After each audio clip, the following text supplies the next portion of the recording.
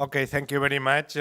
Thank you for organizing this event, and I would like to thank especially uh, the Director General, Mr. Daniel Theyudi, and Mr. Adnam Amin, the Director General of IRENA, and of course, Madame Hakima El Haite, Minister of Environment of Morocco. As the Director General has already said, we are facing a very important challenge in the climate change issue, and we know that we need to accelerate as soon as possible the actions leading to a better balance on the ecosystems of the planet in order to host the population of humanity in a sustainable manner. I think that the topic of today's conversation about what is the role of cities in sustainable development and climate change is very important. In fact, it has already been recognized that cities around the world, they have done quite a lot already through the Local Agenda 21, advancing a lot of measures at local level, going from better sustainable transport systems, better recycling of materials in the city, etc. I think that there's no doubt that mayors in general and city leaders around the world and city stakeholders, they have been very committed in the last 20-25 years already in advancing in the development of strategies against climate change. But also, as the Director General has said, 70% of the greenhouse gas emissions are attributed to urbanization, to cities. You need to understand that this figure, it has a dual component. One component is the direct emissions of cities, which of the 70%, it's 40%. Half of it, 20% transportation, half of it buildings, heating and cooling, and that amounts for 40% of direct urban emissions. The other emissions, the remaining 30%, comes from the footprint of the cities. Comes from the emissions generated for whatever is consumed in the city. And usually those emissions are generated outside the city. And the most important one is agriculture, food for the cities. It represents a very important footprint away of the city. And also the other footprint, very important footprint, amounting to the 70%, is the footprint of energy generation.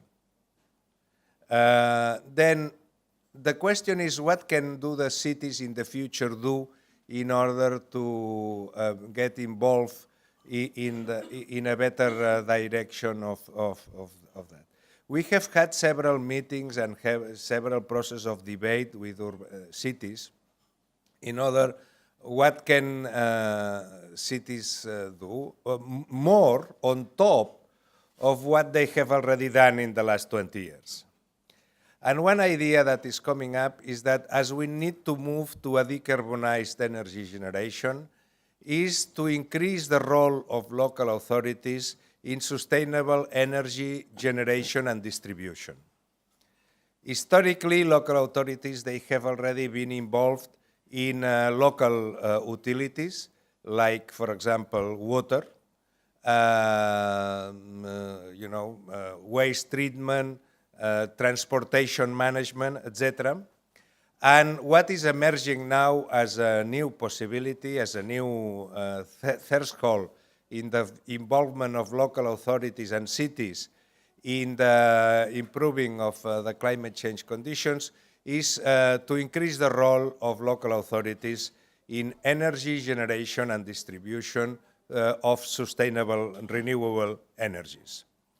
This is not a novelty because you probably are aware that in many parts of the world, the involvement of local authorities in electricity utilities, it's a tradition.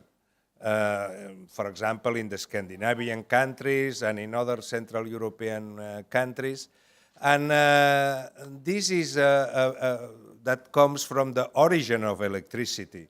When electricity became a public service, and the biggest use of energy was street lighting. I am talking about the mid-19th century. But now, in the 21st century, and with challenges of climate change, we consider that there's a new role of cities involved in the debate of decarbonization and renewable energy generation. And this should be to allow the cities to be direct intervenants, direct operators of sustainable energy generation and consumption. The objective of that would be to diminish the footprint of the city, increasing the local generation of renewable energy, directly diminishing the footprint of the city. This 30% of the energy that is generated out of the city, but is consumed in the city. I think that local authorities till now, city governance structures till now, they have not been very important in the decision-making process on the steps fighting against climate change. Climate change has been kept by now as a high-level debate between nations and between national governments, and you see how that has been very difficult to reach agreements and how difficult is all that. Then cities would like to go a step forward and to propose themselves as electricity and energy operators at the city. Of course, that doesn't mean exclusivity, that shouldn't mean any kind of privilege treatment, but that should allow the opening up of the debate on the decarbonization policies between all the stakeholders. The second question that in the same direction goes, in order to that be realistic and not just a declaration of intentions, the cities are increasingly requesting direct access to the grid, to the smart grid. Without this direct access of the cities to the smart grid, this proposal that they are doing is not going to be really effective. And that means that the national governments should understand and should legislate in order to allow municipalities that they have their own energy operators to have this access to the grid. Cities, they consume a lot of energy themselves. I have already mentioned street lighting, I have already mentioned transportation, but also they have sources of generation, like solid waste treatment, sewage, etc., energy generation out of the process. All that creates a condition by which the involvement of local authorities in this process is fully legitimized.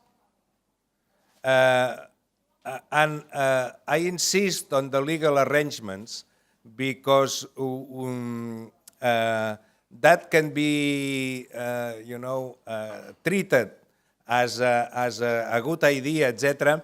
But if we don't establish proper legislation which allows for this involvement, this is not going to happen. Then it's a new requirement is needed in order to create a dialogue between the regulators, mainly the central government, and the local authorities in order to involve them in this more effective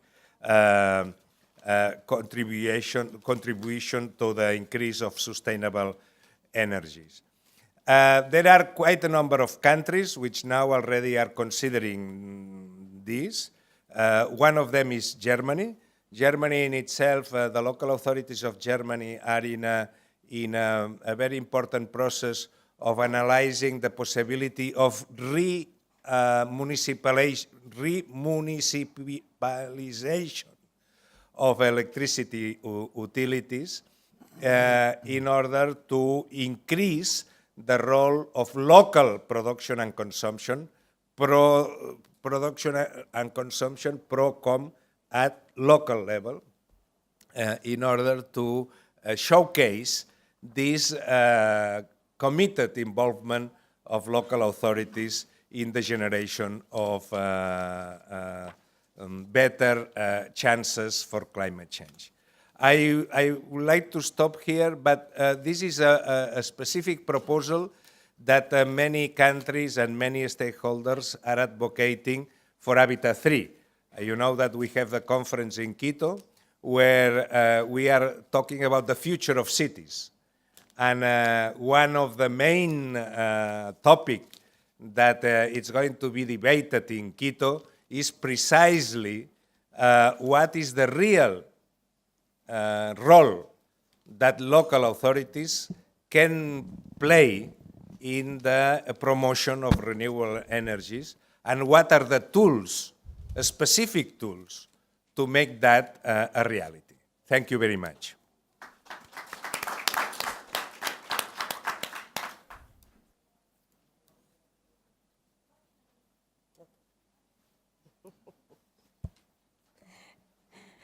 Okay, I think that it's my tour. Bismillah ar-Rahman ar-Rahim. Let me first thank Abu Dhabi and the government of Abu Dhabi for giving me this opportunity and for their hospitality and the quality of the organization of the Sustainable Week of Abu Dhabi. Thank you, Mr. Director Executive of Habitat UN for inviting me.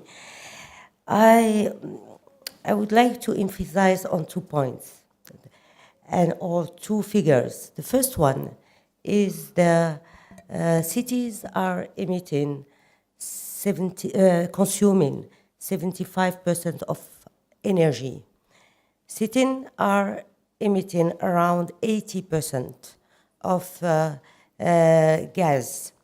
So cities are also producing wastewater, solid management, solid waste, gas, all the emission, gas, water, wastewater, rubbish, everything, around 80% are produced in cities. But I would like also to say that cities are a real reservoir of finance, of intelligentsia, of innovation. We have all the universities in cities. We have all the treasure and what we can innovate is existing in cities. So we have the territories with the tools and the mechanism able to win the challenge.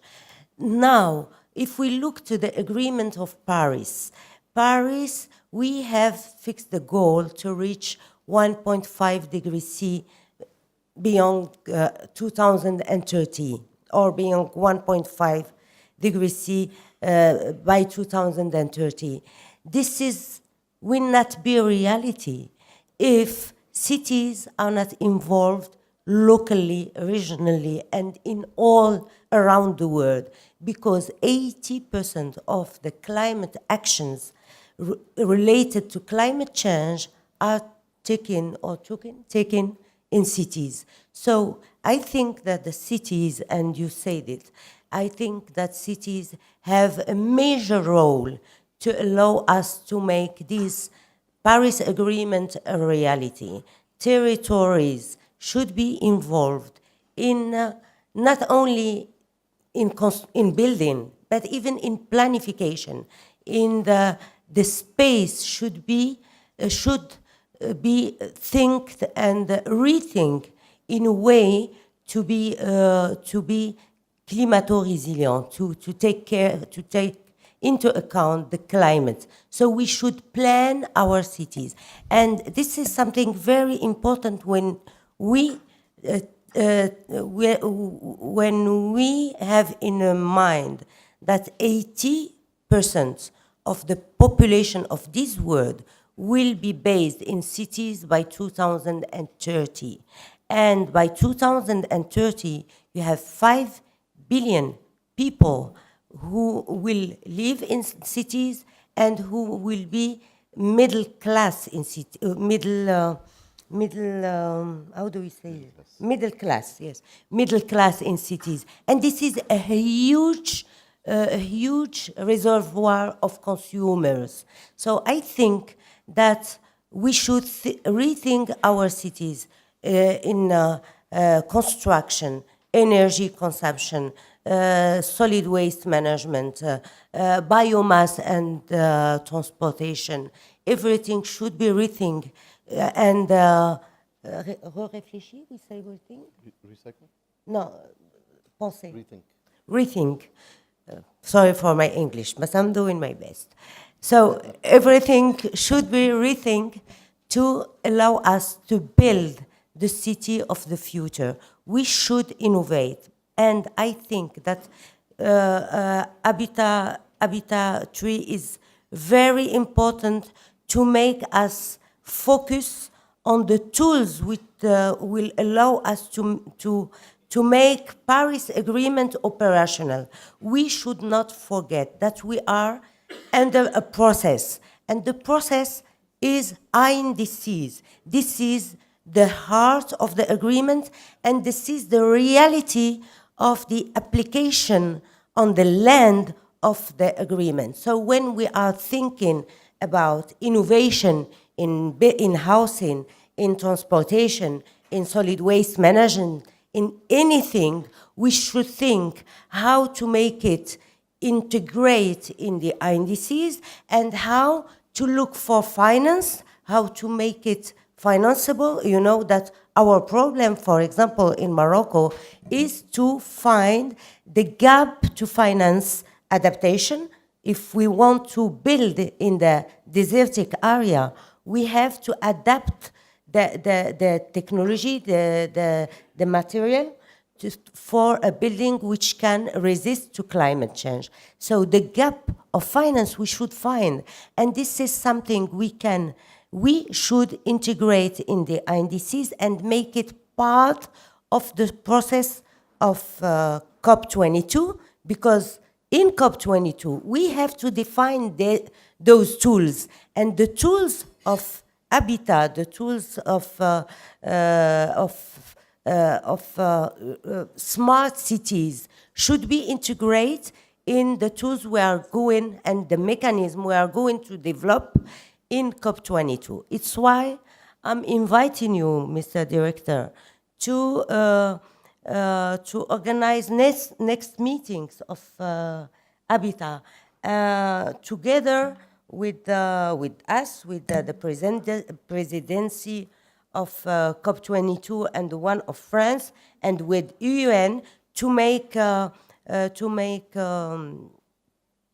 coherent what your result, the involvement of the territories, the action plan of the territories, and the mechanism we are going to develop in Morocco. And I'm especially thinking to the vulnerable territories. Maybe in Europe, in United States, they can finance their technologies and the innovation to build these smart cities.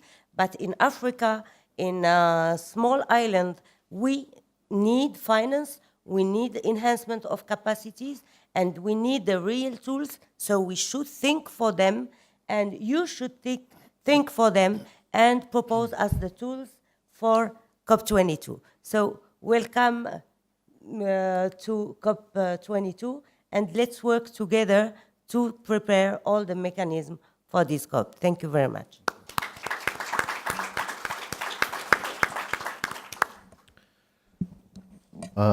Excellency Hakima Haite, Dr. Thani, Joan Close, ladies and gentlemen, Assalamu alaikum. Welcome to Abu Dhabi and to Abu Dhabi Sustainability Week. And Dr. Hakima mentioned that over the last 4 or 5 days here in Abu Dhabi, this has been the global epicenter for discussion about the future of energy, the future of sustainability, and how our nations and cities and business is going to evolve in the face of the challenge of sustainability. Last year was very significant for all of us. There were 2 major events for the international agenda.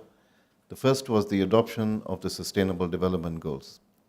This is probably one of the most ambitious, most integrated, and most forward-looking international agreements on how we will collaborate and work together to develop a safe and sustainable future for all of us in every sector, from health to cities to energy.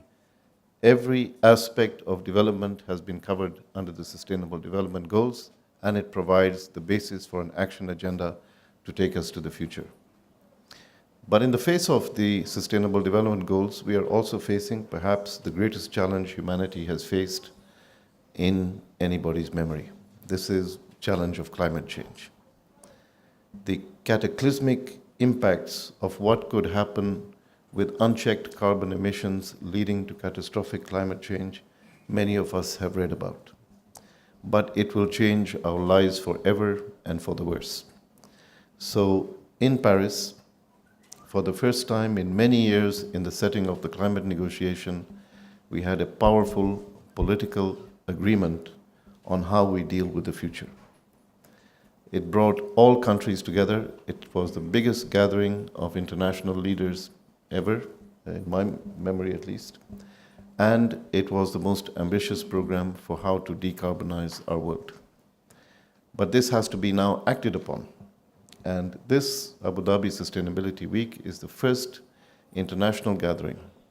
3 days of the General Assembly of IRENA looking at the future of energy and renewables, the Abu Dhabi Sustainability Week, the World Future Energy Summit, the Blue Economy Summit, and many other meetings that have taken place, bringing leaders and decision makers and private sector together.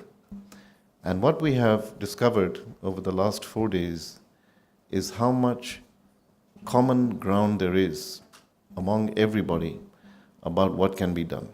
And I think it's very important that it is happening here in Abu Dhabi because we are seeing a changing world. Economic growth in the developing countries for the first time has been consistent for the last decade and a half and growing fast. The distribution of resources worldwide is changing. The countries of the south are rising. Populations are growing, the middle class is increasing, consumption and production is increasing. But we have the same resources.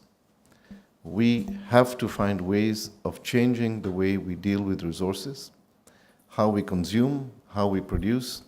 And here in Abu Dhabi, those of you who are new to Abu Dhabi, you see probably one of the most modern, integrated, connected, functional cities in the world. Comfortable, livable, and this has happened only in 3 or 4 decades. I think just the example of Abu Dhabi is a living proof that dramatic change can happen. Secondly, we have invested in the first clean energy city in the world, which is Masdar City. Masdar City is not cheap. Let's be clear about that. But somebody has to take the first steps of investment. Somebody has to take the burden to try to experiment what the technologies that we have today augur for the future, what can work, what doesn't work, and how do we create a framework where we can start to lower costs for transition and find new technologies and methodologies of how to change. My organization is headquartered in Masar City. Our building is one of the most sustainable buildings in the world. We use probably 70% less energy than any equivalent building in Abu Dhabi, 60% water. We generate 1/3 of our own electricity from our solar array on top, all our hot water. Our elevators' braking systems are connected to our electrical system. We harvest the energy from braking into our electrical systems. And we have innovative materials in the building that limit the impact of the sun and the temperatures on the building. It is a remarkable building, but it's not cheap.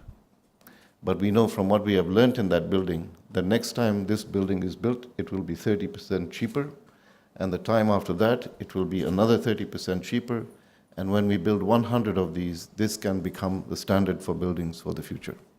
So this is the way innovation, investment, courage in making a change makes a difference. And I think this is the idea that we have to come in our mind. How do we do this? How are we going to deal with the fact that 60% of the world's population is going to be in cities by 2030? How are we going to deal with the fact that the bulk of transportation, energy consumption, food consumption, waste generation is in cities? Cities have to transform. But the most interesting thing for us is how that is already happening, and in different levels. We see the Covenant of Mayors, a very ambitious effort by mayors from around the world to try to change their cities. We see cities like Vancouver, cities like Sydney, which are dramatically changing their environmental footprint and the way they produce and consume, and especially the way they deal with energy. And all of this is possible because we have new technologies and new ways of doing things, especially with energy, which is at the base of economic activity and at the base of how cities function. Joan Close mentioned different actors playing different roles in the energy transformation. What we have today is an extraordinary trend where over the last 4 years, we've seen the bulk of power capacity addition in the global energy system has come from renewables. Renewables are becoming a principal source of power generation. But that transformation brings with it very different ways of dealing with energy. We can no longer have centralized production and distribution models. We now have the advent of an ecosystem of energy, decentralized generation, service-oriented delivery, digitalized grids, smart grids that help to distribute energy at different times and manage variability in the system, and we have demand-side management, which can be done remotely. All of this has great potential for managing energy in a city setting. And that's where the difference will be made, because when we meet with Hakima in December, we have to have in place a very clear idea what we are going to do. We need to translate in this year the political commitment coming out of Paris, so that by the time we go to Marrakesh, Marrakesh is not to talk about things again that we have already talked about. Marrakesh is to talk about our commitment, our action, and where we are going to go forward. And I think we are delighted that this is happening in Morocco, because Morocco has become a leader in clean energy in a period of just 4 or 5 years. Dramatic change has happened.